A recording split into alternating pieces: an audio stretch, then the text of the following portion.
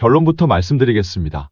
현재 전국 응급실은 사실상 블랙아웃 상태이고 주말과 야간에는 더욱 심각합니다. 또한 응급실 환자는 줄었지만 사망률은 높아졌다고 하죠. 9월 2일부터 정부는 응급실 현황 브리핑을 진행하고 있습니다. 하지만 내용을 들어보면 아무튼 응급실 정상이다라고만 하고 있죠. 그냥 무조건 응급실 붕괴는 사실이 아닙니다라고만 우기고 있는데 과연 정말일까요? 그러기엔 심혈관 질환과 중증 외상으로 인한 사망사건 등 응급실 뺑뺑이 관련 보도는 최근까지도 계속 이어지고 있습니다. 게다가 응급의료 포털 종합상황판상으로도 완전히 블랙아웃 상태인 곳도 많죠. 그래서 저는 9월 2일 0시부터 종합상황판을 계속적으로 모니터링하고 있었습니다.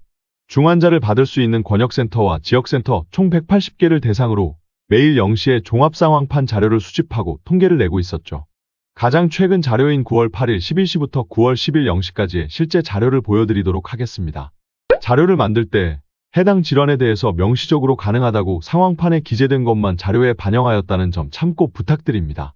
불가능 혹은 정보 미제공으로 되어 있는 경우는 그 병원에서 해당 질환의 진료가 불가한 것으로 간주했습니다. 본 영상에서는 수용률이라는 개념이 나옵니다. 학술적인 개념은 아니지만 후속 진료 체계 붕괴를 직관적으로 이해하기에는 유용할 것으로 생각됩니다. 수용률은 특정 질환 환자분에 대해서 권역 내의 응급실 중 몇 개소에서 그 환자분을 수용할 수 있는지에 대한 비율입니다.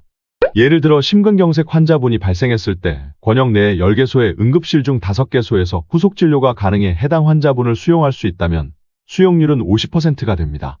수용률이 높아지면 권역 내의 환자분을 수용할 수 있는 응급실이 많다는 것이므로 다른 권역까지 갈 필요가 없다는 의미입니다. 따라서 응급실 뺑뺑이가 발생할 가능성도 낮아지겠죠. 반대로 수용률이 낮으면 응급실 뺑뺑이가 발생할 가능성이 높아지는 것입니다. 수용률에 따라 각 권역을 분류하면 이렇습니다. 66.7%에서 100%는 그린존, 33.4%에서 66.6%는 옐로우존, 0.1%에서 33.3%는 레드존, 권역 내 어떤 응급실에서도 수용 불가한 경우 블랙존으로 표시하였습니다. 그리고 경기 동북, 경북 구미처럼 권역 내에 애초에 응급실이 3개소밖에 없는 경우 2개소만 남아있어도 옐로우존으로 표시하였습니다. 절대적인 수가 적기 때문입니다. 또한 같은 이유로 강릉 춘천, 전남 순천처럼 권역 내에 애초에 응급실이 2개소밖에 없는 경우 1개소만 남아있어도 레드존으로 표시하였습니다. 권역 내 어떤 응급실에서도 수용할 수 없는 블랙존은 실제로도 존재합니다. 이 경우 치료를 위해서는 무조건 다른 권역으로 가야 하기에 무조건 응급실 뺑뺑이가 발생할 수밖에 없는 권역입니다. 먼저 심근경색과 뇌혈관 질환입니다. 심근경색 수용률은 전국에서 70%에서 85% 사이를 보이고 있고 뇌혈관 질환 수용률은 전국에서 60%에서 70% 사이를 보이고 있습니다. 생각보다 수치가 높은 것 아니냐고요? 하지만 권역별 수용률 편차가 심하다는 점과 애초에 심근경색과 뇌혈관 질환 수용률이 100%가 아닌 것 자체가 문제입니다. 권역별 수용률 편차부터 말씀드리겠습니다. 심근경색의 수용률을 9월 8일 일요일 11시부터 9월 10일 화요일 0시까지 나열한 것입니다.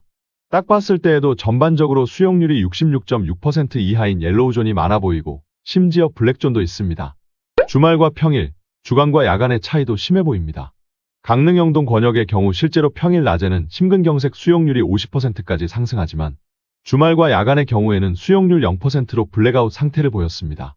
권역 내에서는 어디에서도 심근경색 환자분을 받을 수가 없는 거죠. 뇌혈관 질환 수용률입니다. 뇌혈관 질환은 심근경색보다 수용률 현황이 더 심각한 것을 알 수 있습니다. 특히 대전과 대구의 경우 평일 낮에는 모두 수용률이 66.7% 이상인 그린존으로 나타나 있지만 주말과 야간에는 각각 옐로우존, 레드존을 보이고 있습니다. 심지어 대구는 9월 5일 0시에 실제로 권역 내 응급실 어디에서도 뇌혈관 질환 환자분을 받을 수 없는 블랙아웃 상태에 빠지기도 했었습니다.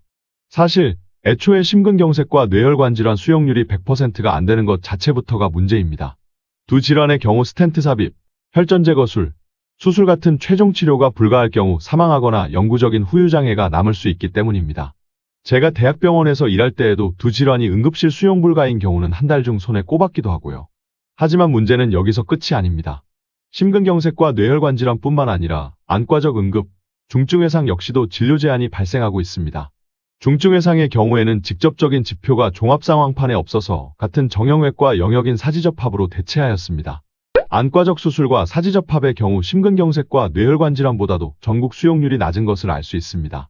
그러다 보니 권역 내 어디에서도 환자를 받을 수 없는 연계 권역도 굉장히 많은 상태입니다. 심지어 주말과 야간에는 더 많아지죠. 더 문제는 안 그래도 적은 그 수용률이 죄다 수도권에 몰려 있다는 점입니다. 안과적 수술이 가능한 병원은 60% 정도가, 사지접합이 가능한 병원은 70% 정도가 수도권에 있습니다. 이를 지도에 표시해보면 확연하게 드러납니다. 주말과 야간에 따른 차이는 있지만 지방의 경우 레드존, 심지어 블랙아웃된 상태인 블랙존이 대다수인 것을 알 수 있습니다. 사지접합의 경우에는 더 심각합니다. 안과적 수술에서는 그나마 옐로우존이 조금은 있었지만 사지접합의 경우에는 지도 전체가 레드존과 블랙존으로 뒤덮여 있죠. 이는 안과적 응급 혹은 중증외상 환자가 지방에서 발생할 경우 무조건 다른 권역이나 수도권으로 전원을 가야 된다는 의미입니다. 당연히 처치까지 걸리는 시간이 지연되고 이는 좋지 않은 결과로 이어지죠.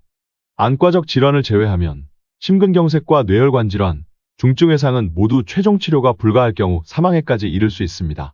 안과적 응급의 경우에는 실명에까지 이를 수 있죠. 그러나 응급실 종합상황판을 분석해 봤을 때 최종 치료를 위한 후속진료 체계는 현재 사실상 붕괴된 상태입니다. 그래서 정부가 하는 응급실 99%는 정상운영 중이다라는 말은 거짓말은 아닐지언정 의미는 전혀 없는 말인 겁니다. 응급실에 불만 켜져 있다고 해서 환자분이 치료가 되는 것이 아니니까요. 응급실 뺑뺑이의 본질이 바로 여기에 있습니다. 최종 치료를 위한 후속진료 체계의 붕괴가 응급실 뺑뺑이의 원인 중 하나입니다. 환자분이 발생하면 당연히 응급실로 내원하려고 할 것입니다. 하지만 말씀드렸듯이 응급실 문턱만 넘는다고 해서 환자분이 자동으로 치료되는 것은 아닙니다. 응급실에 들어온 이후의 검사를 통해 진단을 하고 후속 진료를 통해 최종 치료가 진행되어야 하죠. 최종 치료를 위해서는 시설과 인력, 장비가 필요합니다. 수술 및 시술을 집도하기 위한 의사와 수술실도 필요하고 환자분 상태 모니터링을 위해 중환자실도 필요하죠. 하지만 이러한 후속 진료가 불가능한 경우도 있습니다. 그런 경우에 응급실에서 수용이 불가한 겁니다. 최종 치료가 불가한데 응급실에서 받았다가 오히려 최종 치료가 지연될 수도 있으니까요. 그게 오히려 더 환자분께 안 좋은 결과일 수도 있는 겁니다. 그래서 말씀드렸듯이 후속 진료가 안 되는데 응급실이 정상운영 중이라는 말도 의미가 없는 말이고 응급실 병상 가동률도 97.5%나 된다는 말도 아무런 의미가 없는 선동일 뿐입니다. 후속 진료가 안 되는데 응급실 병상이 널널해봤자 무슨 의미가 있겠습니까? 후속 진료도 안 되고 다른 병원으로 전원도 안 되는 상황이라면 응급실은 그저 병원 모양의 거대한 관짝에 지나지 않게 되는 겁니다. 그리고 말씀드렸듯이 이미 최종 치료에 필요한 후속 진료 체계는 붕괴되고 있는 상황입니다. 정부와 보건복지부의 말이 거짓은 아닐지언정 그저 아무런 의미는 없지만 좋아 보이는 수치로 일반 국민분들을 선동하고 있는 거죠. 응급실 운영 현황도 그렇지만 응급실 의사 인력의 경우에도 왜곡된 수치를 제시하고 있습니다. 직접 계산해보면 73%가 아니라 40%에서 50% 선인 것을 알 수 있죠. 전체 응급실 의사 인력 중 남아있는 비율은 약 70%라고 했는데 전공의들이 빠진 수치이므로 그 70%는 전문이겠죠. 사태 이전에는 응급의학과 전공의가 남은 30%를 채우고 있었을 것입니다. 전체 응급실 중 수련병원 비율은 약 30%이므로 모든 응급실에 전문의가 같은 비율로 근무한다고 가정하면 수련병원에 근무하고 있었던 전문의는 전체 응급실 의사인력의 21% 정도였을 것입니다. 따라서 전체 응급실 의사인력 중 21%의 전문의와 30%의 전공의를 합친 51%는 수련병원 응급실에 근무하고 있었던 것이죠. 이를 바탕으로 수련병원 응급실 의사인력의 비율을 다시 계산해보면 전문의가 41.2%, 전공의가 58.8% 정도였을 것입니다. 그런데 그 58.8%의 전공의가 사직했으니 현재 수련병원 응급실에 남아있는 의사인력은 40%에서 50% 정도인 겁니다. 한마디로 73%는 의도적으로 수련병원이 아닌 응급실까지 계산에 포함시켜 뻥튀기한 수치인 거죠. 왜 수련병원 응급실만 이야기하느냐? 빅5와 서울, 수도권, 지방의 대학병원은 대부분 수련병원이었기 때문입니다. 따라서 수련병원에 남은 의사인력이 40%에서 50%라는 말은 빅5와 대학병원 응급실 의사인력이 반토막 났다는 말인 거죠. 한국의 의료체계에서 빅5와 대학병원의 중요성은 다들 아시리라 믿습니다. 추석 당직 의료기관 역시 그저 선동입니다. 브리핑에서 추석 당직 의료기관은 하루 평균 8,000곳이라고 했죠. 하지만 곧장 통계 눈속임이라며 반박 기사가 떴습니다. 추석 연휴 5일 중 첫날에만 약 28,000곳이고 나머지 4일 평균은 약 3,000곳이라는 거죠. 첫날에 몰빵되어 있는데 그걸 가지고 하루 평균 8,000곳이라고 말하는 건 명백한 선동인 겁니다. 추석 연휴 기간 동안 수가를 올려주겠다는 것도 사실 선동이죠. 코로나 시기에 투입되었던 건보 재정도 이제 와서 환수해 가겠다고 하는 판국이기에 추석 연휴 수가 인상도 결국 나중에 토해낼 돈에 불과한 겁니다. 그 외에도 군의관 징계, 전화할 수 있으면 경증, 선동하지 말라는 등 브리핑과 관련해서 주옥 같은 명언들이 나왔습니다.